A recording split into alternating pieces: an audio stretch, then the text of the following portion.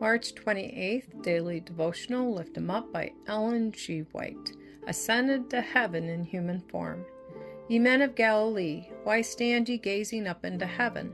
The same Jesus which is taken up from you into heaven shall so come in like manner, as ye have seen him go into heaven. Acts chapter 1, verse 11. While the disciples were still gazing upward, voices addressed them which sounded like richest music.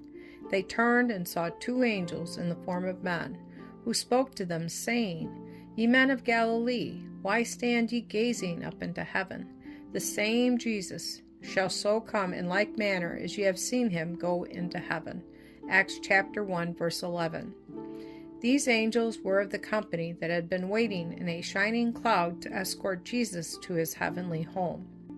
The most exalted of the angel throng, they were the two who had come to the tomb of Christ's resurrection, and they had been with him throughout his life on earth. With eager desire, all heaven had waited for the end of his tarrying, in a world marred by the curse of sin.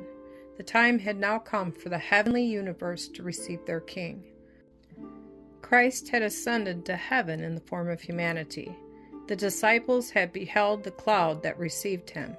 The same Jesus who had walked and talked and prayed with them, who had broken bread with them, who had been with them in their boats on the lake, and who had that very day toiled with them up the ascent of Olivet. The same Jesus had now gone to share his Father's throne, and the angels had assured them that the very one whom they had seen go up into heaven would come again even as he had ascended. He will come with clouds, and every eye shall see him. Revelation chapter 1, verse 7. Well might the disciples rejoice in the hope of their Lord's return. When the disciples went back to Jerusalem, the people looked upon them with amazement. After the trial and crucifixion of Christ, it had been thought that they would appear downcast and ashamed. Their enemies expected to see upon their faces an expression of sorrow and defeat. Instead of this, there was only gladness and triumph. Their faces were aglow with the happiness not born of earth. They did not mourn over disappointed hopes, but were full of praise and thanksgiving to God.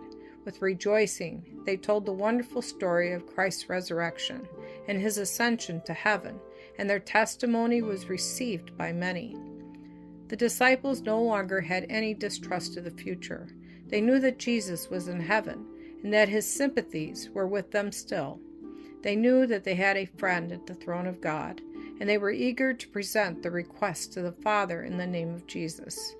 They extended the hand of faith higher and higher, and with the mighty argument, It is the Christ that died, yea, rather, that is risen again, who also maketh intercession for us. Romans chapter 8, verse 34.